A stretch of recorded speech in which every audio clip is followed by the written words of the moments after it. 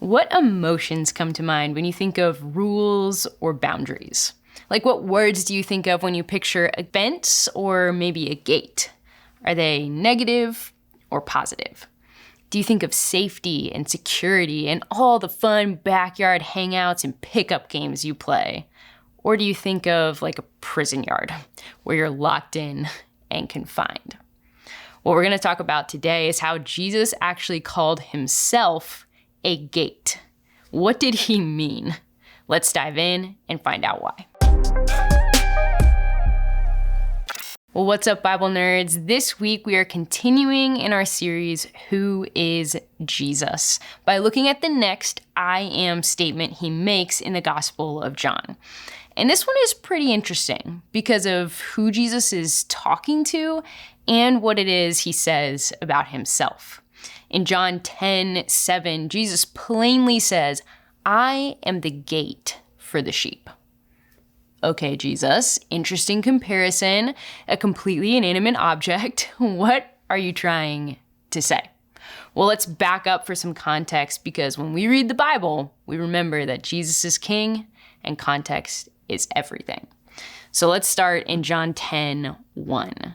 It says, very truly I tell you, Pharisees, anyone who does not enter the sheep pen by the gate, but climbs in by some other way, is a thief and a robber. Okay, let's pause and answer some questions. Who's talking? The answer is Jesus. And who is he talking to? He's talking to this group of religious leaders called the Pharisees.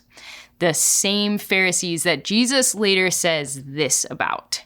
Woe to you, teachers of the law and Pharisees, you hypocrites. You shut the door of the kingdom of heaven in people's faces, and you yourselves do not enter, nor will you let those enter who are trying to. Keep that in mind. It's important, and it's really intense. So let's keep going in John 10. Verse 2 says, the one who enters by the gate is the shepherd of the sheep. The gatekeeper opens the gate for him, and the sheep listen to his voice. He calls his own sheep by name and leads them out.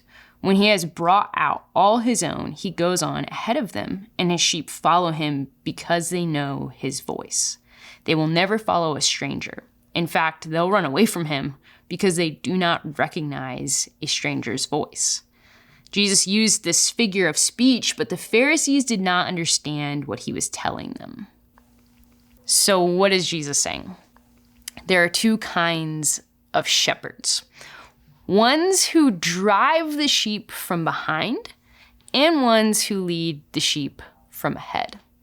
What Jesus is saying to the Pharisees is what kind of shepherd or leader he is and what kind they were meant to be.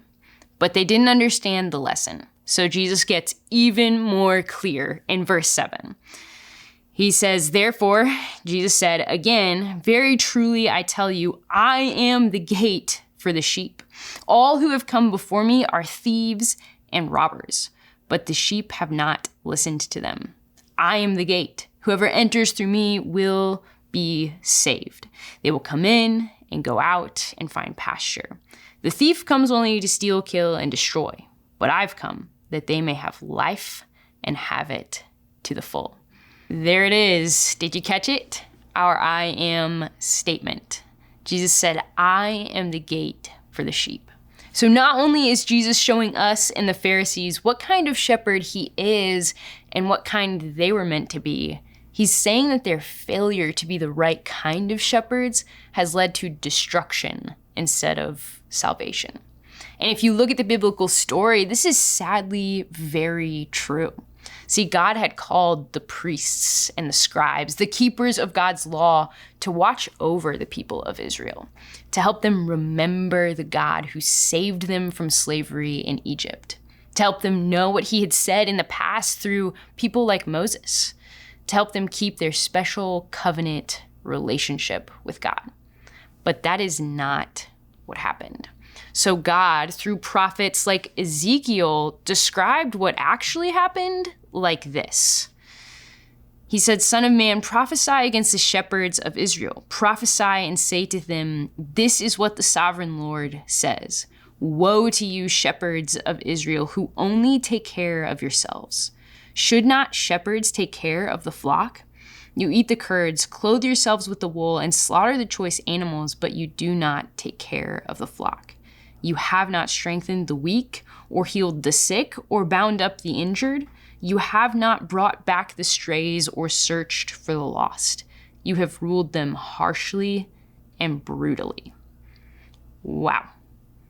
Only caring for themselves, ruling harshly and brutally, not strengthening the weak or healing the sick, not seeking and searching for the lost. Let's let that sink in for a second. These are the kind of leaders the Pharisees were supposed to be, ones who actually did seek and search for the lost, ones who did heal and bind up the brokenhearted. Who does that actually sound like, though? Who did heal the sick? Who came close to the brokenhearted? Who came to seek and save the lost? Right, it was Jesus. And what Jesus wants these Pharisees to see is that the way they were treating people looked a lot more like the thieves and the robbers than it did like good shepherds. And Jesus just wasn't okay with it. So he came to be a gate for the sheep, to rescue his people and to keep them safe, to bring them out from the oppression and deception that they were experiencing and into real freedom. Let's review again what Jesus said in verse 9 and 10. He said, I am the gate.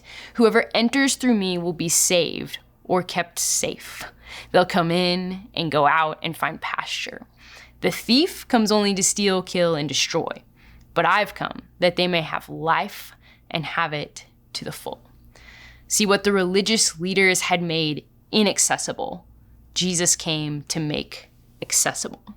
Because the Pharisees had set up the law and the sacrificial system like a barrier. They slammed the door to the kingdom of heaven in people's faces. But Jesus came to be the door, to fling wide the entryway to the kingdom of heaven again. And that is really good news. Through Jesus, the gate, God's rule and reign is coming on earth as it is in heaven, and everyone is invited in. So what do we do? What does this mean for us? Well, to receive what Jesus has always wanted to give us, that life and life to the full, life in the kingdom of heaven. We listen to Jesus and we follow him. Why are those things different? Because I think we all know we can listen and not actually follow. Like, I can hear you say my name, but I might not come. I could hear my filmmaker right now tell me to cut, but I could just choose to not stop talking. The thing that bridges the gap between listening and following, between hearing and doing, is trust. Do I have confidence in the one speaking to me and that what they want is actually what's best for me?